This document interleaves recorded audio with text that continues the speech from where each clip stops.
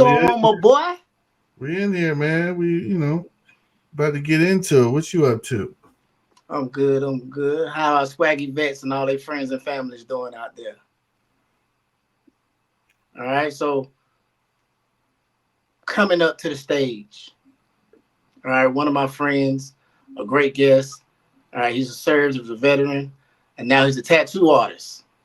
All Oh right. yeah. Bringing up to the stage, my Won't boy for Bobby my Black. whole dogs and the good Lord. Hey, what's up, They'd Bobby? have me strung up in the psych What's going ward. on, my brother? Cause every Let's day go. living How you in doing? this. I'm How's Hey, it good. that I'm going? good. that How mullet you? means business. The mullet means the business. All right, get out of here. Who's that? Your son?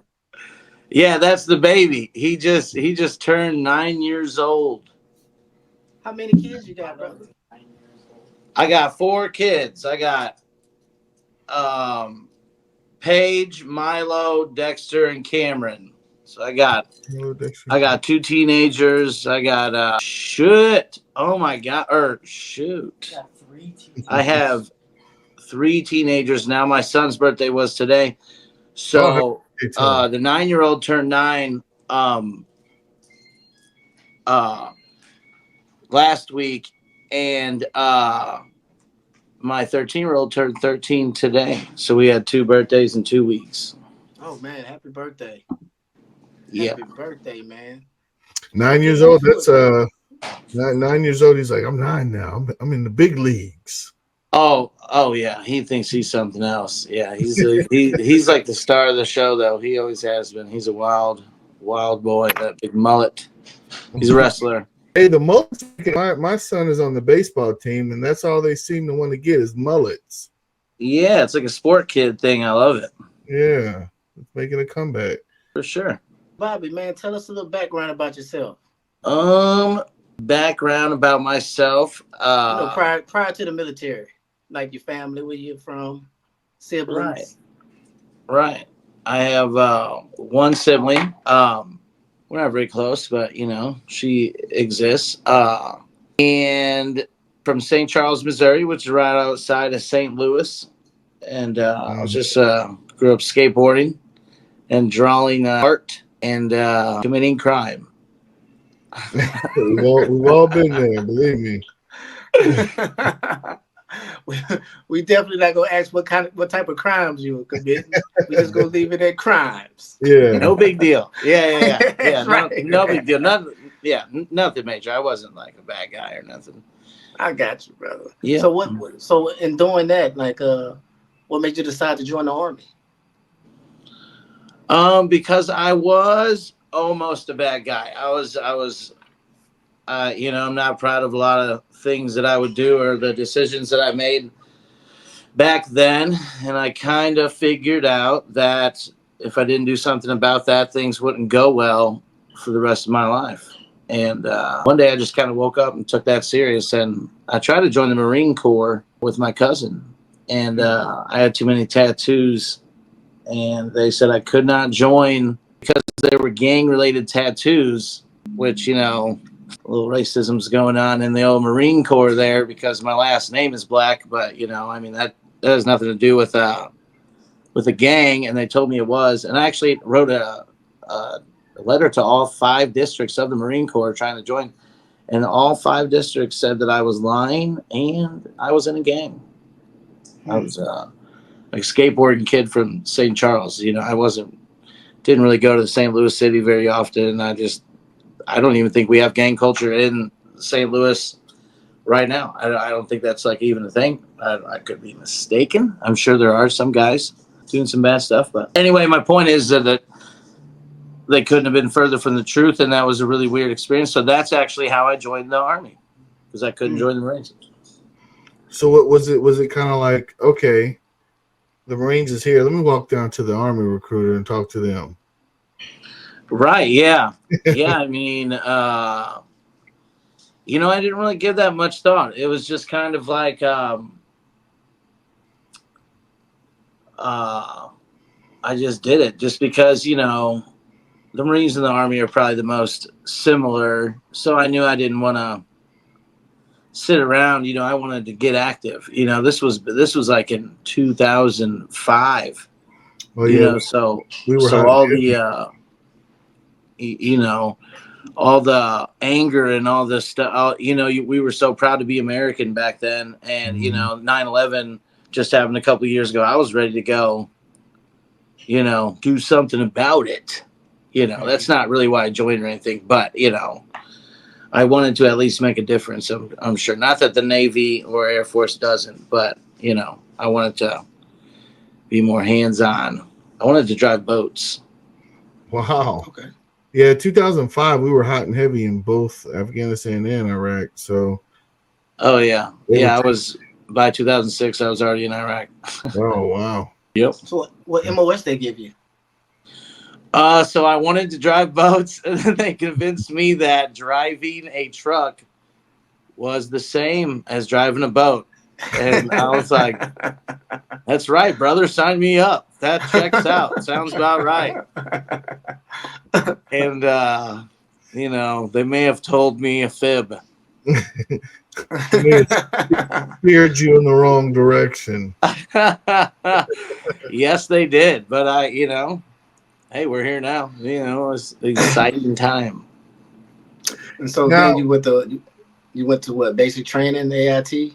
Yeah, at Fort Leonard Wood. Oh, lost in the woods here in Missouri. It was I just took a bus because you know being in St. Louis, we were pretty close to it. yeah, when I was in AIT, I went to St. Louis a couple times and we had a pass. Yeah, there's a lot of old world buildings in St. Louis. It's good boy. Now, did you get to go home a lot when you was in AIT when you got a pass, or did you just kind of stay there? I feel like I got I got in trouble for like messing around with this girl in AIT, so I got all those passes revoked. So I had to like just not do anything. I had to do extra duty. Oh man, Crazy, man.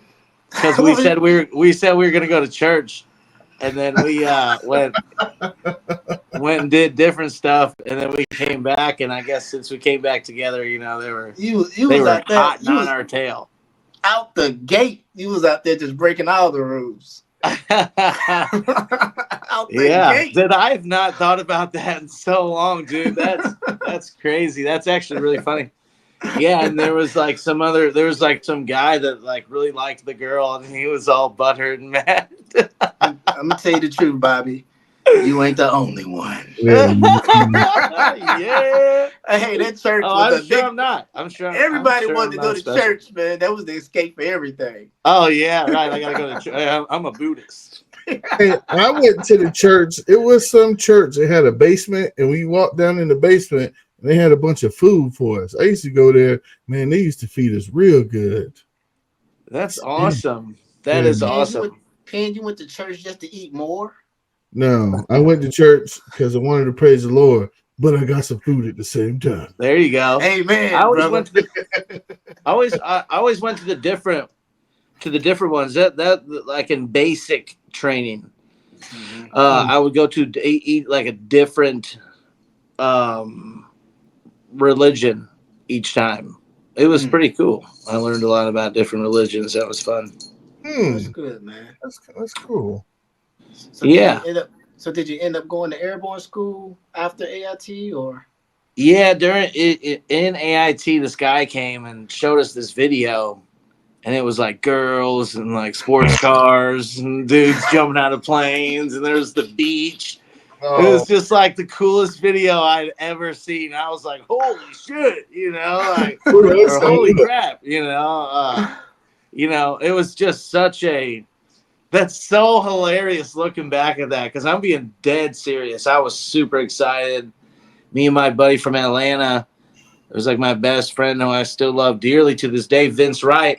We looked at each other, and V said, I'll do it if you do it. I said, let's do it. And we signed up, and then we were airborne holdovers for like 2 months or something. We would always go to St. Louis or Atlanta. That's whenever I got my first set of like a gold grill, you know, like gold teeth was back then. Going to Atlanta, get them $20 a tooth. Nowadays they don't come out. Where'd you go to get your gold grill at? Here in St. Louis, we got a place where people come from far and wide just to go. It's called Coleman's Dentist. It's by walk-in only on Tuesday and Thursday downtown St. Louis. It's pretty cool. They do real good work. Shouts out to Barbie. She did mine. She's been doing them for 25, 30 years. Are they expensive? They're not real. Like veneers would have been more expensive, or I mean, even if you got to get a bunch of crowns, that probably would have been more expensive. Yeah, no, they're not. I mean, they're not super cheap. It's about $450 to $350 for each one. Just depends on if it's like an open face or if it's solid gold. You know, the more gold. You like Sauce Walker, go get $1 million grill. Then.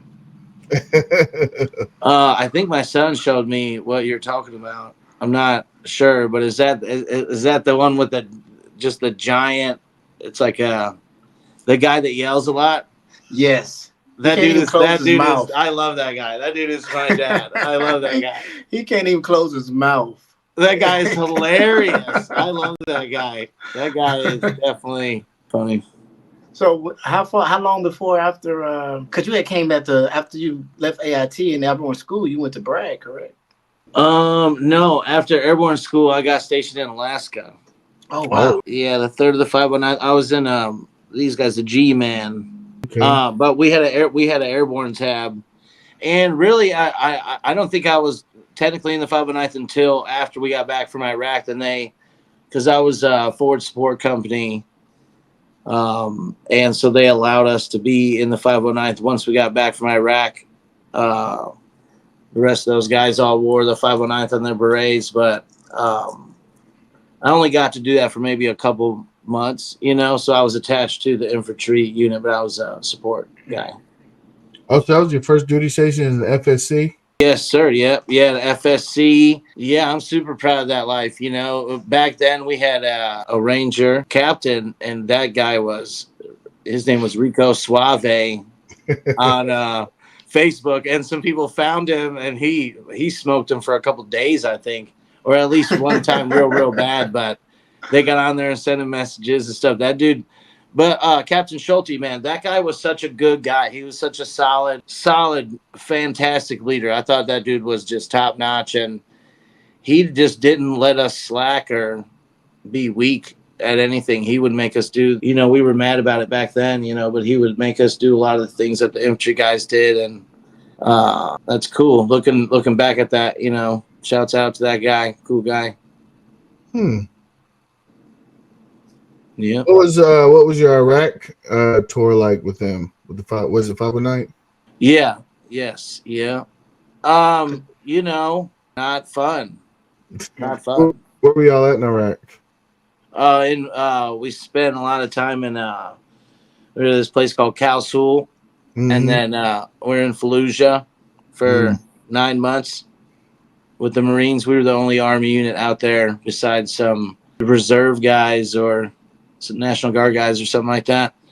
But they shot the MLRS, the big missiles. They would shoot at Ramadi all day. Or that's what they told us one time, I guess. I'm sure they shot at all kinds of different places. But yeah, we were in Camp Geronimo out there in this anyone that knows what I'm talking about will know about the hole in the wall after the chow hall to get back to the barracks where we were at. You had to go through this little hole, and we were just kind of out there. I remember it being kind of weird. I don't know what was going on, but we were really far away from all the Marines and any of the security. It seemed like I'm sure that, it was secure, but it was quite the hike from the chow hall. I remember that. You think the Marines were like, hey, just put the Army guys out there? Yeah, those just stellar guys there. That's a funny conversation. We could have I love the whole Marine versus Army thing, because I worked with them for so long. I mean, we let those guys borrow a trailer one time. They brought it back with the wheels looking like half moons, just completely flat on the bottom, and then flat on the bottom, but then the circle on top. And then the guy got so mad whenever we talked to him about it. And anyway, I mean, whatever. There's Like, hey man, why you bring our stuff back messed up? What do you mean? What do you mean? They said that they didn't hook up to their trucks. It's like, we use the same stuff, Yeah. guy. Yeah. It's just an air. It's just compressed air, dude. It's the same thing on every truck. I remember my buddy Scuba walked right over while that guy was talking and just grabbed it and hooked it up to his truck. Yeah. Well, Silly Willie. the Marine truck drivers go the same AIT that we go through. Yeah, maybe they didn't pay attention. When I was in AIT, we had Marines in our class. So yeah, I think I remember that too. Or maybe that was jump school. I don't know. Yeah, jump school too. Yeah, I remember there was it was like a Marine sergeant airborne who was pretty. It was a female. Yeah, we had a Marine jump master, and y'all remember during ground week, we'd have to drag the rocks to make them look pretty after we get done falling all day. And then the Marine, after we drug it, we get ready to go. He went in there and did a combat roll, and we had to do it again. What are you doing, man? Didn't do it right. So he went and messed up all our stuff. Like, come on, man. That was fun though. How cool of an experience was Airborne School was so cool. Because Bobby, you had been to Afghanistan and Iraq. Yep. Yep. After it was all said and done, I went to Airborne School first. I was airborne the whole time. Right. One time, you remember? You know what? Never mind. What was the difference in experiences with both between Afghanistan and Iraq for you? Oh, it was night and day. The crew that I went to Afghanistan with was just like kind of like a little bit of a motley crew. A bunch of goofballs, and there was a couple studs in there here and there, but it was definitely not like the airborne infantry guys that I was used to, doing business with. We butted heads a lot. It wasn't as intense as you thought it was going to be. Right? Yeah. There was basically nothing going on. I remember one of my soldiers left his weapon on the truck, and we drove back to the fob. But this was maybe a 2-mile drive or something. It was extremely pathetic, and these guys took it so serious, which always just bugged the heck out of me. It's just like, let's be in the real world. But anyway, so he dropped his weapon, he dropped his M4, and these guys grabbed it for him and just walked it up to the fob. Or he gave it back. Maybe they saw a convoy going by and just gave it back. I don't know, but they gave it back. I always thought that was super funny. So that should tell you like how much danger we were in Afghanistan. Not much. They used to get bored. We went on foot patrols. We're 88 mics on a foot patrol. Where at Afghanistan were you at? Farah. Oh, you're in Farah? Yeah, and I don't want to take credit away. Maybe some guy had the hardest deployment of his life out there. It's all different. Right. It's just our experiences. Right. Yeah. So how was your experiences with the leadership out there? With the leadership, see, I'm pretty much. That was nice. That was just like it's like I took it so for granted because I didn't know what I had whenever I was a private, and then I got to brag, and we had guys that weren't even jump qualified. They weren't even airborne. There was like an old guy. We had like an old guy. He wasn't jump qualified or nothing. I remember that was weird. They were just so unorganized, it felt like, and they would always try to trip me up. Like they would purposely do things that would not to be woe is me, but one instance I can say for sure was right after I got there was one guy that knew what was up, and he wanted to promote me real fast, and then I talk a lot of stuff, if there's something's on my mind, I'm going to tell you. And I had a lot more combat experience than all of those guys because they had only kind of done like a fart deployment type thing. That was all. So they didn't know what they were doing or what they were talking about. And it was super obvious. And a couple of them were okay with that. And man, let me tell you, the ones on top that were in control, they did not like when I would teach them stuff or even have a suggestion. It's just so silly because whenever we were in Afghanistan, the stuff went down, and I tell them, I'm not helping no more. I'm not listening to anything any of you say. I give up. And they came crawling back. They needed me. They came crawling back. I mean, what kind of stuff is that? That shouldn't even have been allowed. How I behaved. They should have. They should have hammered down, and I feel like I should have gotten a lot of trouble for the way I behaved like that. But that's what happened, because that place was very disorganized. But the one story I can remember specifically is, I also, it's not like this was anyone's fault, and it was just the way that God wanted it to be, because this is the way that life turned out. And, I definitely wouldn't have a lake house with a boat with multiple motors on it if I would have stayed in the military.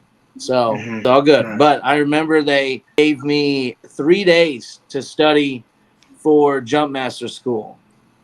And, a lot of people have months and all that stuff, and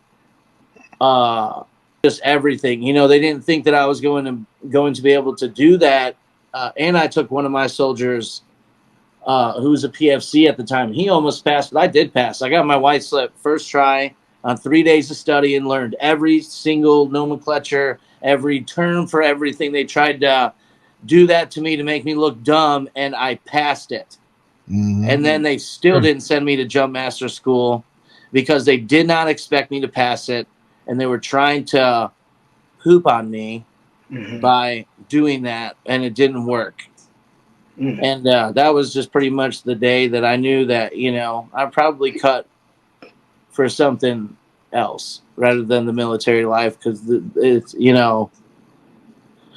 it just felt like after taking it serious and putting forth the effort and taking it serious, that it just wasn't paying off. So I knew if I focused this, human that I am, on something else, that I would be extremely successful, and I was right. Right.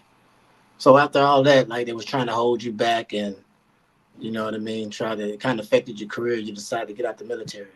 Sure, yeah, and then also overseas in Afghanistan, I was gonna go. They were gonna promote me and everything, and then I shot the tent because my You did what? I know, right? Yeah, but I'm telling you, it was a plan from God, man. This was out of my hands, because I think I'm the type of guy that if I would have stayed in, everything would have been good enough, and that just would have been my life forever. I would have been like, heck yeah, brother. There's what, $4,000 every couple weeks, or that's a ton of money. I would have been like, whoa, Right. and just stayed in forever. But yeah, my extractor arm was broken, so I did the whole clear my weapon, did everything but pull the trigger. When after we got back to the convoy, I just got complacent, and we got to the tent, and I was literally making fun of somebody, and I made a little joke, and I cleared my weapon in the tent. I literally did it step by step, just how you do it. I was mocking someone, making fun of them, and I shot. I cleared it 3 or 4 times. Even I pointed it in the sky, and then boom! It never pulled the round out. So I didn't end up getting in any trouble, because the armor was able to look at it, and it was plain to see that my extraction arm was broken. But that was obviously still a very dumb thing to do. So I should be punished. A pen. Yeah. So he did a desk pop. Desk pop. So I have to tell this. I have to tell the story the right way. I can't get on this podcast years later blaming other people, acting like it's these other people's problem. That just contributed into me making the correct decision for my family and my kids. Right. Which is all that matters at the end of the day. So that's it. Shouts out. See, we all, no matter what, man, life gonna make sure we're accountable for our actions. Yeah. Right? It's real men that step up to the plate, and still pursue a positive direction to take care of his family, himself, and get back on the right track. So kudos to you, brother, and thank you for your service too. Yeah, Because absolutely. even after you left the military, you still face some major hardships. Yeah. Yeah, but I always I saw successful people in the military too, and that's why I would have stayed forever. Like we I didn't, we weren't good friends or nothing back then, but you were a big, I looked up to you a lot, man. Like being ranger and shit. I was like, fuck yeah, bro. Or my bad. I was like, I appreciate it. I was like, heck yeah, brother. I appreciate it, brother. Hey, man. Once you Yeah, in because there, I when had you in there, so much admiration for Captain Schulte, just a good guy. I remember we had a different lieutenant who took over in place of Captain Schulte, and he was just like, oh my god. Who's this guy? Yeah, it was a combination of a new guy and it's just not like a high speed tough guy. He was like a bookworm or something. So it was just very different, very unmotivating. What kind of? So you had the desk pop, and then you decided to get out after deployment. What kind of adversities did you go through trying to get out? Well, they all wanted me to be promoted then, and they demanded that I go to BLC or whatever, the Yeah. ALC or whatever. They're like, have your bags at 4 a.m. over here. I was like, sure, buddy, and just didn't show up. So, I had to deal with them doing that as I was getting out. But then, I kind of had found some magic in tattooing, and it made my life really cool. So I was able to not really be too concerned about what the Army had to say. I had a very negative, a bad taste in my mouth from things just not going my way for one way or another for, whatever. So whenever I got out, I could finally spread my wings and fly. And that's what I did. I tattooed a lot of people in the barracks at Bragg. Stop.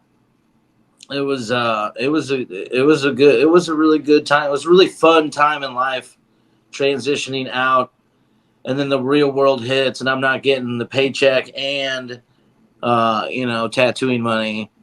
So things were different, and I broke my femur too. Oh man, As a that's matter of fact, yeah, I got into a car wreck.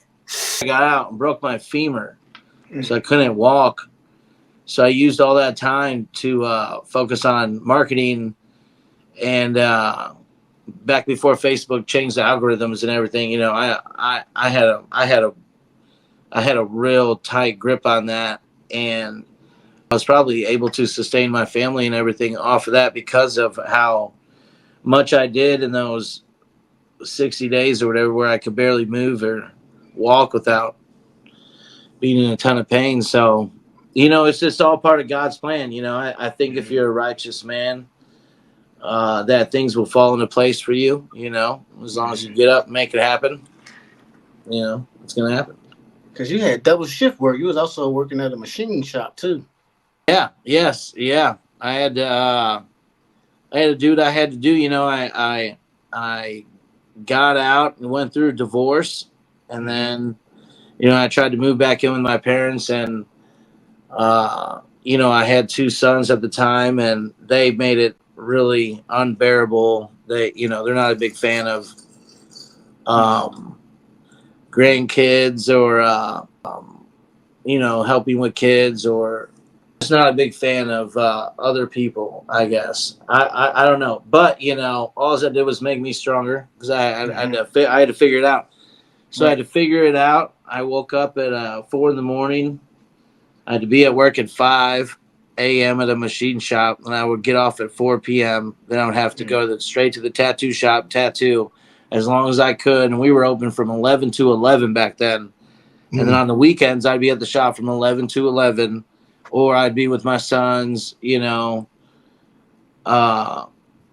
it was extremely hard whenever I first got out. And I didn't know anything about, a percentage or, things that happen overseas could get you paid, or my injuries from my back from jumping, anything like that. You can get money from that. I didn't know that at first. So that took a couple of years for me to understand that.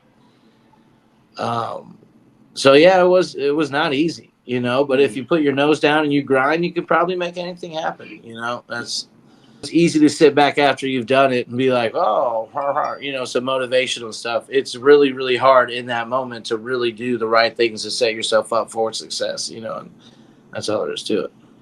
Yeah, you dealt with homelessness too, didn't you? No. Oh, you didn't get it? I always had somewhere to go. I definitely didn't have my own. I dealt without having a car for a long time. Okay. But homeless, no, and I never slept in my car or anything like that. So I don't want to claim. I don't want those because that's not, you know, no. Okay. But you did Yeah. learn but you did tattoo while you was in Afghanistan. That's where you really started your skill, though.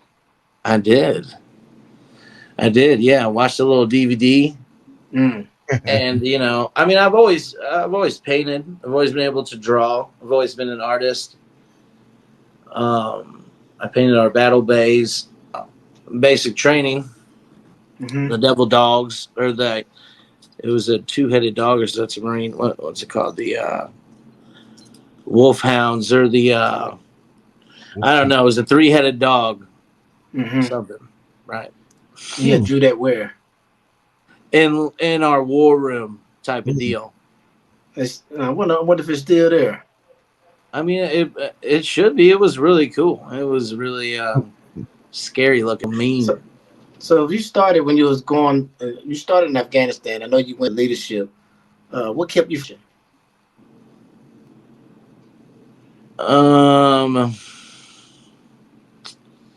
I mean, I did kind of. I did give up there for a while, and I went and did. You know, they made me. I only could tattoo for 8 days, and they made me send it back because they found out. But you know, like I said previously, you know, I got into it pretty good with our leadership. You know, I went home on leave. You know, I had 2 sons. You know, I was over it. Plus, you know, just can't wait to be in the front truck. You know, and I just told him I'm not doing that anymore. You know, I'm just not willing to be in the front truck anymore. You know, like, you guys never do it. Most of you were scared, and even though there's not even a threat here, you know, I'm not doing that anymore. So we got into an argument. I just went and did gate guard for a while. I met this dude, this is just another part of God's plan, because guess what? I met a guy, Jelly, and he used to give me big bundles. I you know, let me know. You know, maybe I can't tell a story. I don't want to get you guys in trouble, but you know, I used to get big bundles. They look like thin sticks of gum, you know, of hash, and I used to sell them for $20 a piece, and I'll give that dude like $7 for this big bundle, just, you know, 50 of these little sticks. And so we were eating Italian pizzas and just buying all kinds of silly stuff because I met Jelly. So I mean, you know, you can try to hold people back, you know, but you know, ain't gonna work every time. What type of? Go ahead, Ken. No, I was gonna say, what kind of tattoos do people like over there in Afghanistan? It's crazy stuff. Two was on my roommate, and it What was that? A bed? on that was the first one, and then another one was I can't remember. I think he was like a reservist fella, or if you're not with us, it's hard. I can't remember what union you were in, but he was some other guy. I remember I did his whole chest. I was completely ruined his whole chest. Because I wasn't good. I just learned how to do it. He wanted me to do the whole chest in graffiti. I'm like, sure, man. Let's go. Let's do it. You know, he gave me money. We did it. You know, so crazy. That's so funny. Now, did you have different type of needles over there? Because did you have like line needles and you had shading needles? Yeah, teeny tiny needles because I didn't know what I was doing. So man, Oh my scratchy God. looking, horrible looking tattoos, man. No. That is so funny. So how did so how did the discipline and everything from you being in the military, now you become a veteran, then you come in the civilian world and you start tattooing? Like how did that have you? Did that help you have like a foot on the competition? Oh yeah, I mean, yes. Other tattooers are. I mean, they're basically women. It's yes. I was like, I mean, mindset. Even though you probably dibbled and dabbled in some illegal things, but you always had that mind going of yours. Happen, man. It's got. I agree. So when you finally got to your shop, because I'm sure you didn't start out owning one, correct? You had to get into a shop, be an apprentice, and everything. Is that how it works? That is how it's supposed to work. Yeah. Um. I how can I'm trying to say this without sounding like a huge D bag. I sold paintings for thousands of dollars before I ever picked up a tattoo machine. Mm. Mhm. So, Man, it was I just a saw that lot young. different, I already worked at produce what I could produce. So I just kind of started tattooing immediately at a shop making money. It was in a shop that was kind of in the hood type of deal. Man, Mhm. those were great days, man. I love those guys. Those were great days. It was actually on West Florissant with I'm sure you guys heard of Mike Brown and the Darren Wilson stuff Mhm. and all that. So that was actually West Florissant. Um, and so we didn't do things the right way. Darn good living, and Mhm. it provided my sons everything they needed, and it was I learned a ton. And then about 3 years later, I was tattooing in a place in St. Charles, and the state of Missouri came, and they were upset. This story actually ties into the 82nd Airborne too. So this guy was upset, and I was a little boy, and that doesn't feel good. So I let him get a bunch of that off, and then eventually I cut him off, and we got into it pretty good. I explained to him who I was and why he cannot. Is completely unacceptable. And we separated for 10 or 15 minutes. Came back and he said maybe we got off on the wrong foot. Mhm. And I specifically remember he tried to dodge his responsibility, and I didn't let him. I've had soldiers that were harder than this little ball of fruit. And so he's like sorry that he did it, but he wouldn't admit that he was over the top disrespectful. And so I made him stop. I made him acknowledge it. And then he said his brother, who just passed away, was lifelong 82nd Airborne. Hmm. So he said he understands my passion and why he's can't talk to me like that. And they actually sent me I had to have my buddy sign off on it and everything. But so my experience getting a license is very different than Mhm. most people. I had to do an apprenticeship and all that, and I did everything right, and we did the paperwork correctly and everything. But it was a very streamlined process compared to and I was already. I mean, I had children. If these people thought I wasn't going to make money and provide for my children, I mean, that is to even think that anyone would do that is That's insane. right. Did you have you meet any of the other veterans that were tattoo artists? I've heard of a couple. Yeah. No. No, I never met Okay. them. I've heard of. I think there's another one in St. Louis. As a matter of fact, I think I saw something on Facebook about like a Hmm. veteran tattooer, and it wasn't me. So I've never met him.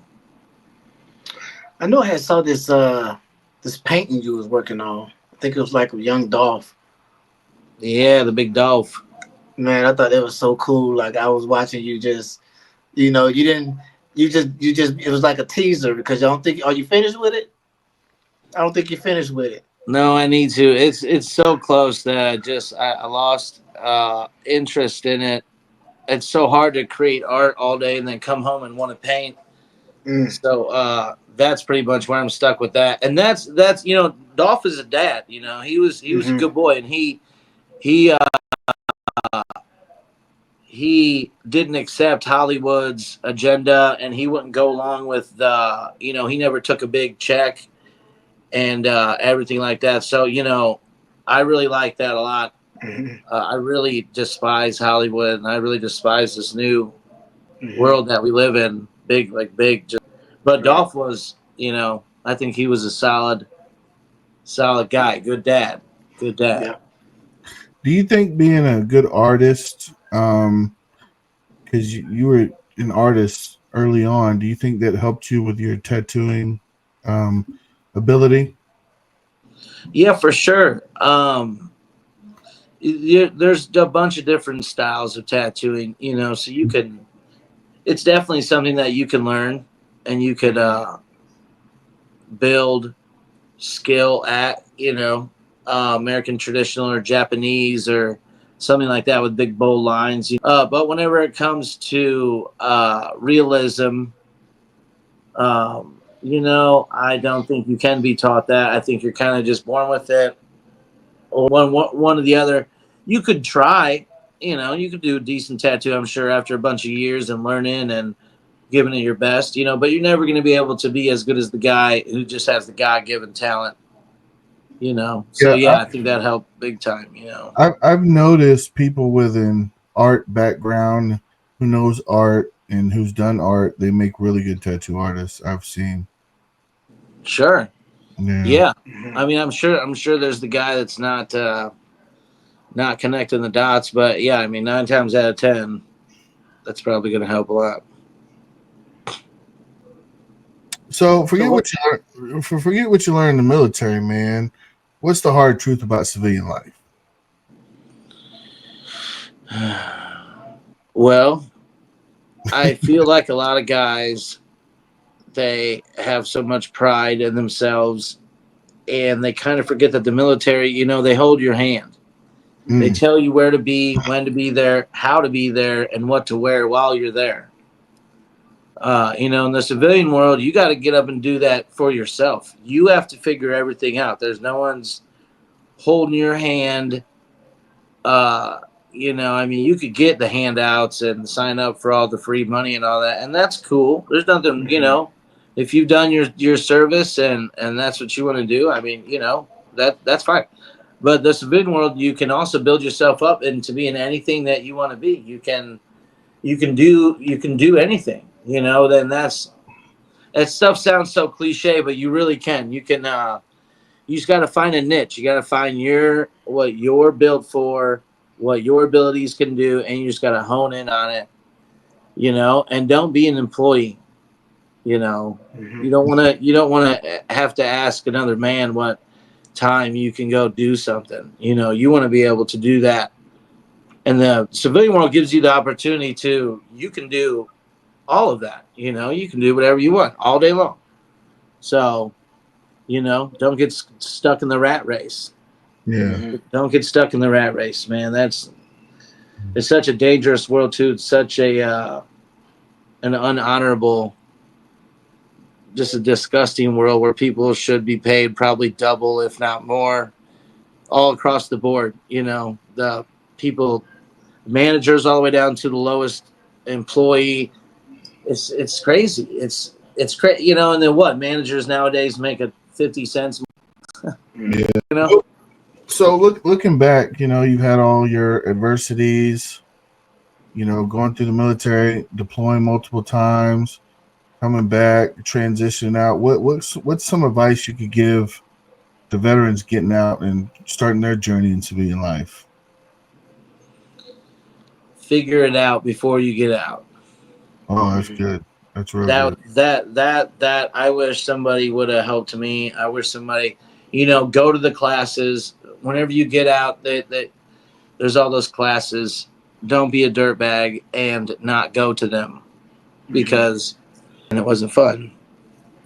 So I'm sure if I would have went to those classes, I would have learned that you can get a percentage. You know, if you have real world injuries from something the Army did to you, you know, you can get paid. I didn't know that, but if I would have went to those classes, I guarantee you they would have told me that. You know, take what they have to offer. You know, jump all over all those programs. Put your pride aside. It doesn't. I've heard people get all wrapped up in, oh well, you know, I don't deserve that, and you know, and I did it too, you know. But guess what? You know, there is the dustiest guy in your unit that did the least work, who is probably on 100% because he's a little rat. So, I mean, you know, if these rich people can just send us to war willy nilly, they can pay. Yeah. You know, that's all there is to it. Don't compare yourself to other people. Comparison. This is one of my favorite quotes right now. Comparison is the thief of joy. I You agree. know, because if you're proud of yourself, you know, but you don't have something that you know your buddy has, or his house is a little bigger, or, you know, his boat's faster or something. You know, I get it. I'm stuck in the rat race. You know, I'm not special at all. We're all in this wicked, and I'm right along with everybody, you know, but I try my best to never, you know, don't ever compare yourself. If you're proud of yourself, be proud of yourself. Handle what's right for your family. Don't compare yourself to other people because that all that will do is steal your joy. That is the realest thing I've ever heard. Someone said that recently, and I fell in love with that. That is so cool. Awesome. Right. That's some great advice. Yeah, because in Soldier for Life, when you're doing your classes, they have a whole day of class just going over the benefits you have. Yeah, I'm sure they did. Yeah. Yeah, they did. I went through it. I got out in 2019. So that was one thing I took advantage of. Just a whole class all day of just. I got out in 2012. So yeah, I mean, I'm sure it was, you know, definitely a part of the, you know, my mind was elsewhere. I wish I would have done that. And I would, you know, I was so mad and so disgruntled. And I got rid of, you know, there was, one of my he didn't have some of his stuff for his class A's, and, you know, I just gave it to him. It's like, man, I really wish I wouldn't have done that. So keep your military stuff, because even if you're mad one day, you'll be an old man that's proud of it, and then you'll want to have it. I told Penn that, you know, me and Penn was talking the other day. I was like, Penn, one day we're gonna hang up all our stuff in the podcast room. Yeah, you know what I mean? you All should, man. That yeah, you should. I want to make a I Love Me box. You know, the little thing that shows your awards and coins, or what, you know, the unit crests and stuff. Right. Those are cool. Right. And so you're always talking about like your kids have been your biggest motivator, because you, like you said, when you got out, no matter what, you still had mouths to feed. Right. And you expressed, you know, how this country or the future of this country scares you. What do you think that, you know, fathers, i.e. veterans? A lot. I think men need to start calling other men out for their behavior. You know, any kind of excuse of why you're not in your kid's life should just be thrown out the window, and you should be treated very lowly. I think for a long time we have allowed our friends, our fellow soldiers, or just our civilian friends. You know, they're your friend. You don't want to call them out on what, you know, what they're doing. But I think that's what we need to do. We need to say, hey, bud, you know, you're not taking care of your responsibilities with your children, and that is not cool, because this country is so weak and pathetic. And, you know, these kids are just on tablets all day long. You know, you see kids in public with headphones. I mean, this has to be an all-time low. I mean, this has to be an all-time low. You know, fathers need to start calling other fathers out. Hey, man, you don't let your little boy paint his fingernails. Okay, you don't do that. Men provide and protect. You know, we don't want to be women. You know, all this mental illness needs to just. It's very upsetting, very disturbing, very scary time in our country. I think it's time for men to raise strong children. You know, all those problems is just weak men. You know, any man that doesn't want grandkids is a weak man. Mm-hmm. You know, and that's all there is to that. You know, we should want to raise a strong child that's confident, respectful, honorable, you know. And I can talk all of the stuff about this that I want. My sons are yes, ma'am, no, sir. Mm-hmm. They are all American wrestlers.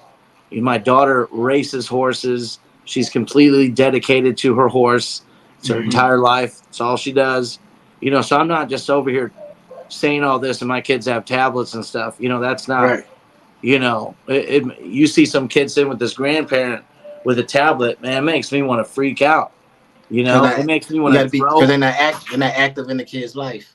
Oh my God. Oh my gosh. It makes me want to just throw their headphones in the trash and say, you know, talk to your grandma, respect her, love her, ask her questions.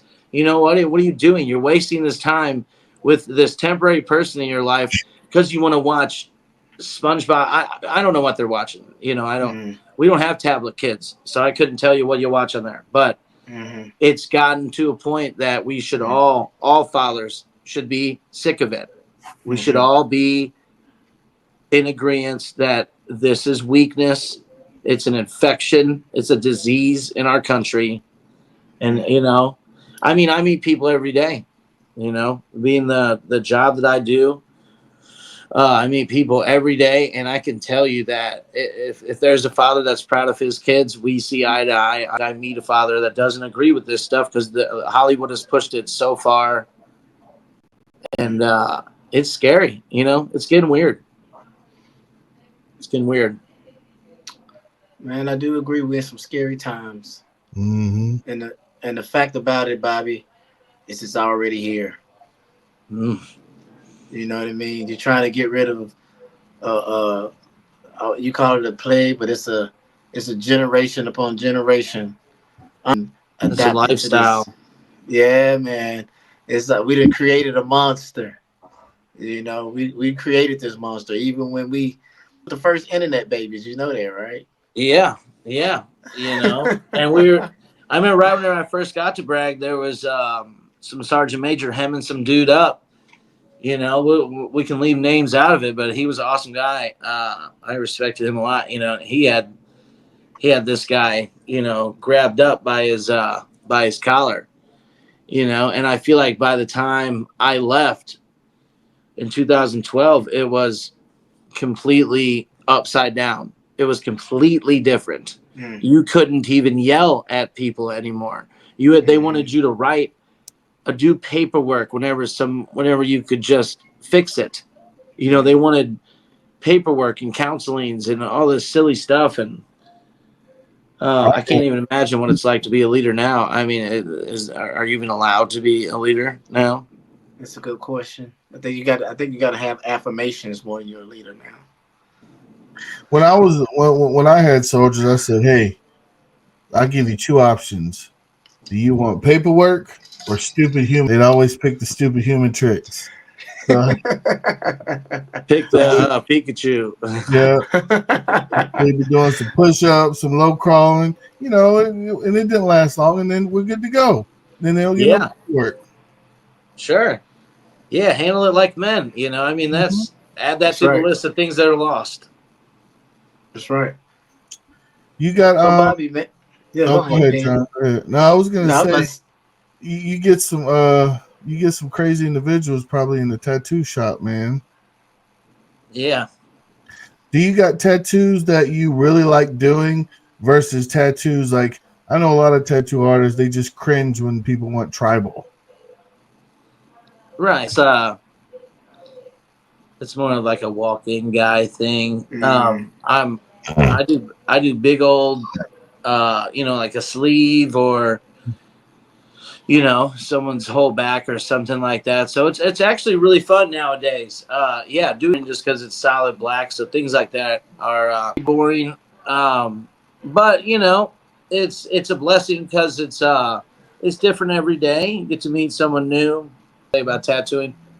I think that it is a very big privilege to have the job that I have. I'm very lucky. I'm very blessed. I'm very thankful that I have the life that I have.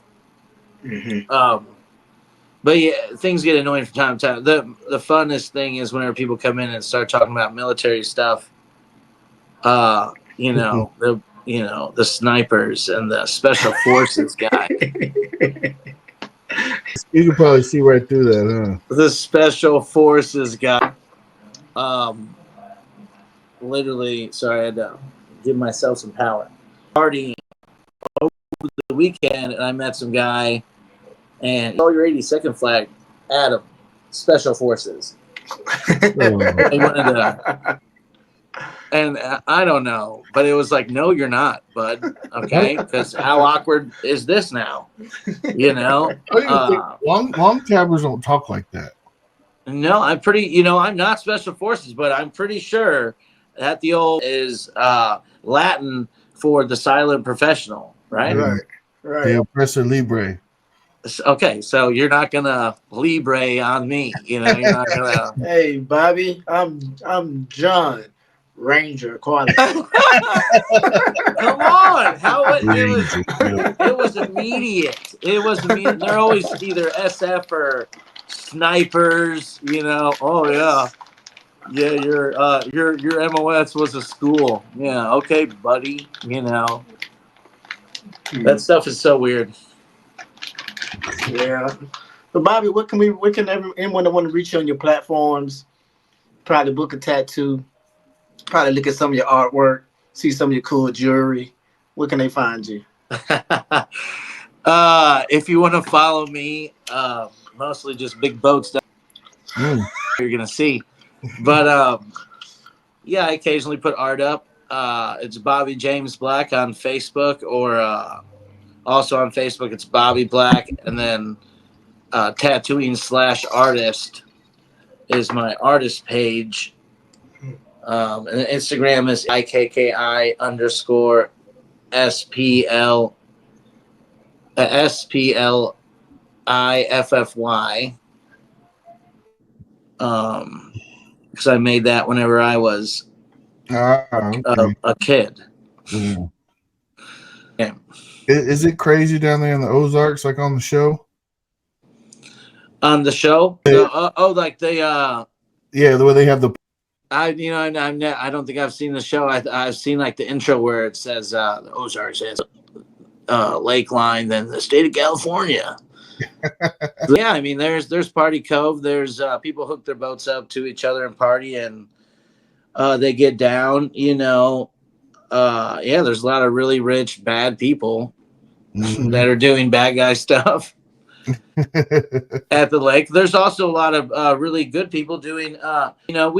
We typically don't go to stuff like that. I actually have never been to Party Cove. I always have my kids, and we'll go to a bar or something by boat if we feel like party. Go ahead, Bobby. You're talking about if anybody ever is in the area. Yeah. I mean, I know those guys out there struggling, and if you want to come get your mind right or just get out on the water, reach out to me. I don't mind. I mean, we're gonna get out on the water anyway. It's always fun to have people come out. So, a little bit that I can give back, I give back. And you know what? I have a giveaway too for people that like tattoos in the St. Louis area. If you have more time in overseas than myself, which is 27 months, then you can win a free tattoo session worth $600. I give that away every year. Around what time, Bobby? Around what? It's honestly right now. I'm probably going to put something up maybe the next couple of days. It's in November. November 11th is Veterans Day, but typically I try to search. There's been 1 or 2 years where I have never been able to find a person. One year I won. I couldn't make it. Remember? Yeah. Oh yeah. Yeah. You were one. Yeah. So stop talking about me. Right. Yeah. Or they say they want to win, then they never come. Oh. Yeah, Amber's got to man. win one. Yeah, we gotta come out. I gotta come out there and visit you, brother, man. I Come definitely. on, man. I Come know, on. It's the man. greatest place in it's the greatest place in America. Fireworks. You can shoot them off every day. Crazy. Ooh, there's nothing like it. Nothing like the freedom at the Lake of the Ozarks. You know, the as big as your boat can go and as fast as it can go, you can go. I gotta make it out there this year, brother. I'm serious, man. Let's do it. Yes, sir. I mean, I gotta invite my boy Penn along with me. You know, he got the experience himself. I got to Hell go. yeah, get the swaggy bets out on the water. Yeah, that'd be good to go. Yeah. Well, you got anything in closing, Bobby? No, man. You know, I've just been seeing your guys' stuff. It's an honor. It's a pleasure to be on. Thanks for inviting me on here. This is cool. This is great.